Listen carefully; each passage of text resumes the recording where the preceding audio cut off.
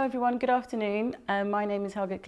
This is the first episode of In Conversation With, as part of an initiative of For Women by Women.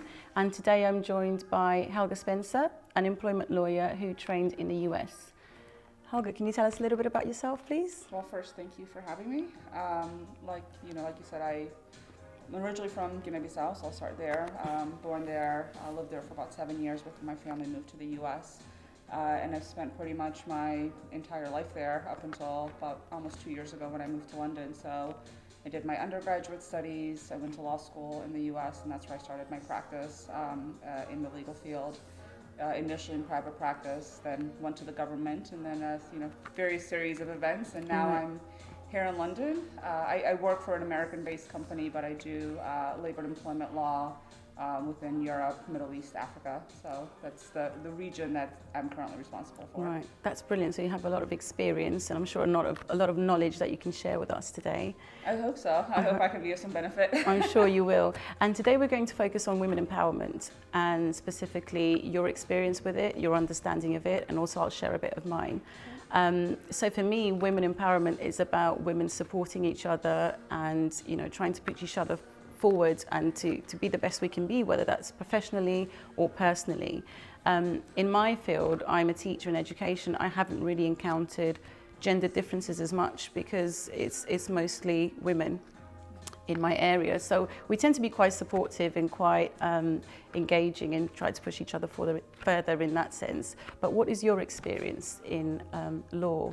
What have you found? Yeah, I mean, unfortunately, I will say that I work in a profession that's very much a male-dominated field. I can't give you the statistics for the UK, but in the US, for example, women, and particularly women of color, only make up about 2% of the entire profession, right? And as you ascend up the levels in the legal profession, you start off in private practice as an associate. If you're in a firm, the path is to partnership, right? Right. As you move up in those levels, the percentage of the representation there of women in general is a lot lower. Right. And then women of color, especially women from of the color who are immigrants, are even lower. So it's challenging to find your niche. And really, I found that ascending or moving up in my profession has been a matter of opportunity, a little bit of luck, and building a really good network of people who have supported me, who've opened great doors for me, and I'm hoping to be able to put myself in that position one day to sort of pay it forward, right? Pass the buck down to people who are starting off in their careers. That's very interesting you're saying that. What would you say, so for you have your own kind of skill set and what supported you to get there. But for somebody who's starting now, maybe a young girl who's looking to go into that profession, what would you say would be the barriers to that person in trying to get into law? Yeah, so I can speak from the experience of a US perspective, right? The challenges that I faced is sort of being the first, right? Right. It's really helpful if you've come from a line of attorneys. I saw that difference when I was in law school with a lot of my colleagues, right? Their fathers had been lawyers, or their mothers were lawyers, or they were judges, so they already had that pre-developed network of people who could refer them to jobs, who could refer them for internships, and there's that practice experience is really important to be able to land that first job. So the advice that I would give someone, and I wish that I'd had when I was in law school, was really to find those networks early, right? I didn't have those built-in networks.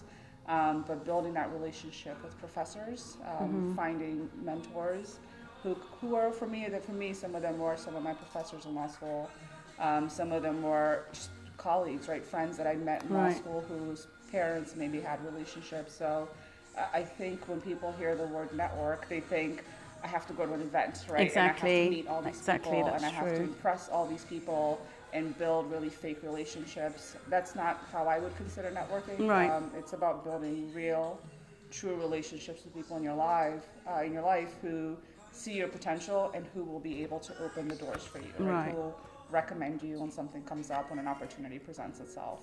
They'll keep you sort of in the back of their head. That's a great advice, starting with the people that you know. So starting in education, starting with your close friends and family that can help you.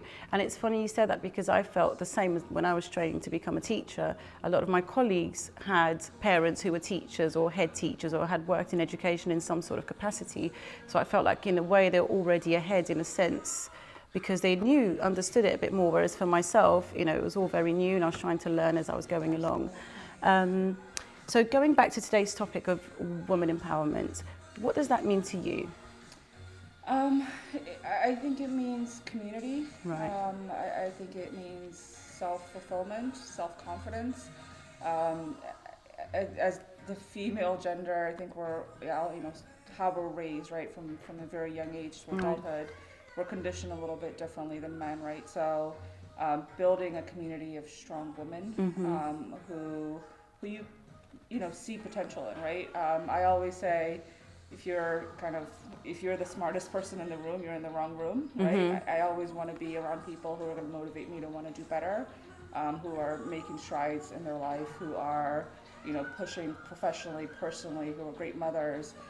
So that to me is what women empowerment is, right? Seeing the example of what the woman that I want to be one day and the woman that I surround myself with, and learning from them, and using them as a guide really to sort of propel myself to that place, and hoping that I can be that for somebody else, right? And who sees me as an example.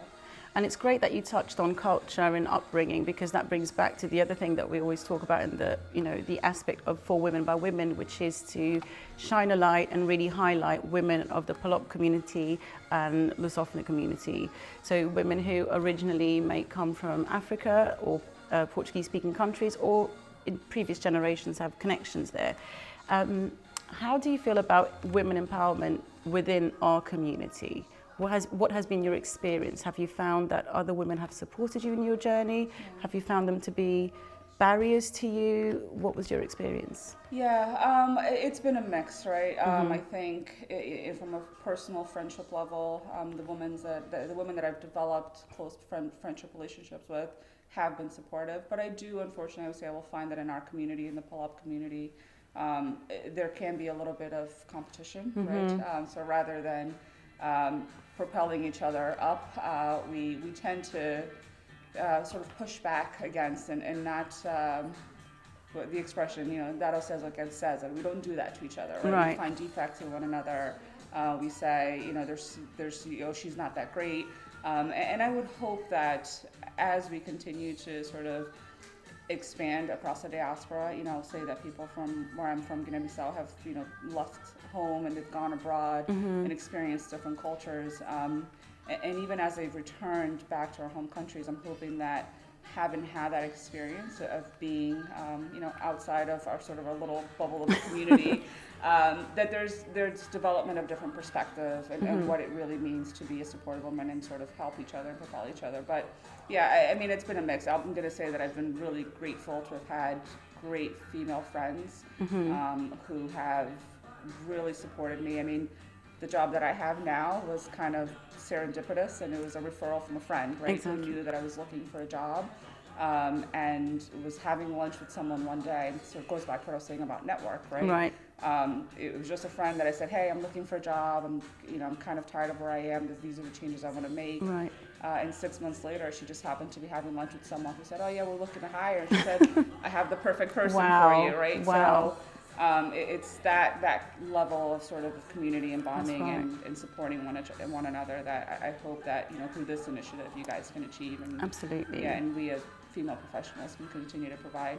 We hope so, and that is really our goal, is just to create a network of a range of women who can share their personal and professional experiences, and hopefully that will motivate, or it will somehow help other women to become more informed and to have some kind of guidance into fulfilling what they feel is their passion or their profession that they want to go into.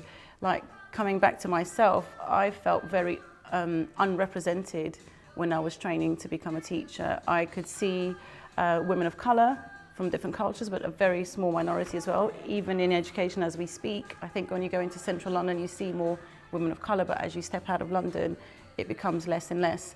So to see that representation, I think it's really important, and that's something that we're really hoping to showcase particularly for our younger generation. And also to encourage a movement of empowerment, of supporting rather than judging and comparing and trying to outdo.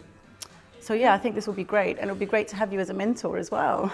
And that, I mean, I was just going to touch on that, what you were saying about representation, right? Not just from at the professional level, but particularly the job that you do, right? You're a teacher and you're influencing the younger generation, and I'm sure. You know, when I think back when I was growing up, I don't remember having teachers of color, right? I went to a school that was predominantly white. I was one of the very few minorities, let alone immigrant children who was Absolutely. at that school. So, you know, for that little girl who might want to be a teacher, right, to be able to see herself in someone. And that's what I think as we ascend in our professional careers, we're not just examples or support system for the people in our field, but for that younger generation who are looking or maybe interested in the career path that we've Absolutely. taken. And it's funny you should say that, because I had a bit of a ha-ha moment when I was teaching, and I've been teaching for 10 years, and I was kind of aware of the lack of representation in our school and just in general, but it wasn't until a little girl, I wore my hair curly one day, and she looked at me and said, "Oh, Mrs. Clinkett, your hair looks like mine."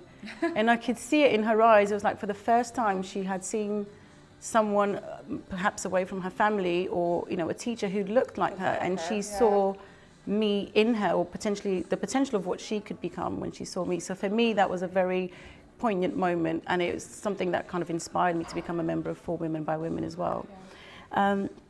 So in your opinion, just linking back to education and going into law, what is the level of importance of education for somebody, for a woman, African woman of African descent? What do you feel is really important for us to kind of become more informed, or what kind of training do we need to really understand empowerment? Yeah, well, I'll try to sort of answer this. I mean, I think education itself is sort of the baseline, right? Absolutely. With where we start. Access to educational systems is certainly an issue, right, in the countries that we come from. Absolutely. Where there aren't opportunities for, you know, for girls to go to school, to continue through school, right? In some parts of the world and in some parts of Africa, there's an expectation that girls need to be available to help the family, and so they're not continuing with their education. Just having sort of that baseline access to minimum studies, I think is of paramount importance to develop self-autonomy, to help young girls, you know, gain self-esteem, and then as we progress through the educational system, to open, you know, remove the barriers to access that might exist, right?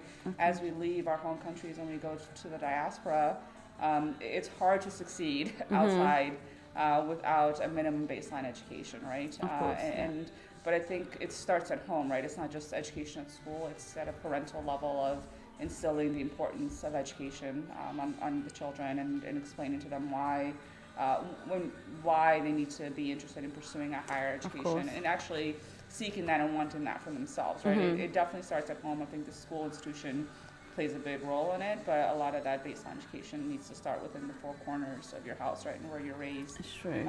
Which I would say that I have to, at least my parents, to thank for that, because it wasn't a question or an option, right, when we moved. It was like, no, you're gonna get a university degree, right? Okay. And then for my dad, it was like, and then you're gonna go be a doctor. He was really disappointed when I told him that I'm really terrible at science and I was never gonna be a doctor. That wasn't an option for you. But it wasn't an option, right? It was that conversation started really early in our household. And my parents always instilled the importance of, if you want to move ahead in life, if you want to achieve these things that you all these things you want to do, here's where you need to start. Exactly. So and sometimes they're a little too tough. But as I've gotten older, but it builds character, right? It builds character. Sure, and I'm sure, like, now you can look back and realize, actually, I needed those talks. At the time, they kind of went in one ear out the other, but over time, you really consider what they say.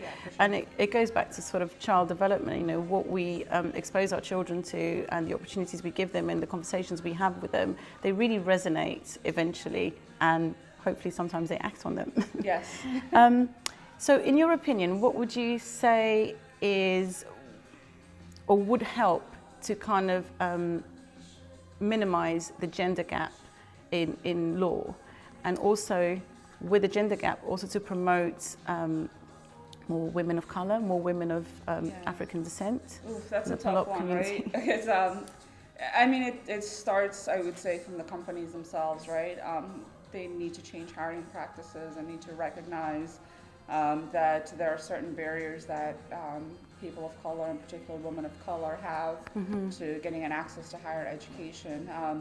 It's, looking from a U.S. perspective, which again, that's the experience that I can talk about. A lot of big law firms, right? They focus on these very specific criteria that tend to weed out people of communities of color, in particular immigrant communities, right? If you want to get into a big what they're called the big law, the large law firms with a higher pay, they look at what school did you go to. So they look at your grade point average. What were your, what was your grade in school, and there's very sort of limited areas of focus that they care about. And if you're only looking to hire the kids from Harvard or Yale or the Ivy Leagues, you're not going to get that diverse pool of candidate, right? That woman who maybe had 2 children and worked part-time and still went to law school at night. Exactly. And it took her 5 years, has a whole breadth of life experience that, perhaps a wealthy kid who kind of just had everything given to them and then went to an Ivy League and could focus their studies, their time 100% on their studies and came out with excellent, grades might not be able to offer. So I think it starts with companies trying to change their perspective on how they're recruiting and how they're hiring. And then once we're able to get our foot in the door, I do think there's a responsibility of those that have already made it, right? Those the women of color who were there and the men of color to really serve as mentors and to guide the younger generation and make it easier for them, right? Absolutely. Don't teach them your mistakes. Exactly. Teach them what hurdles you had to overcome to get to where you are, and hopefully you can help them bypass those, because representation at the top is so limited, and the only way we're going to get there is if we keep bringing each other in. Right? Exactly. Yeah. Thank you for that. That's really insightful, and I think it will be helpful to a lot of people. I think we'll just start wrapping up now. And one last question that I wanted to ask you is, how do you feel about For Women by Women? Why are you supporting this cause? Yeah. Well, I mean, I'll start with you guys are my friends, right? So it kind of, I want to put my money where my mouth is, right? I think at the start of this, you asked me what woman empowerment meant, and I said that it's about women supporting each other, right? And part of supporting each other is showing up for one another. In addition to thinking that the cause that you guys are working on here is definitely absolutely, important and imperative to the advancement of women of color, being able to serve as a mentor if that's where this takes me. Just serve as an example. But at the end of the day, it's, if we're going to push each other, we have to show up for each other and be there for each other when we ask for it. So I'm doing my part in showing up and being there. So thank you so much for showing up. Thank you for sharing all your knowledge and all your expertise. And we hope to speak to you again soon. Thank you for having me. Thank you.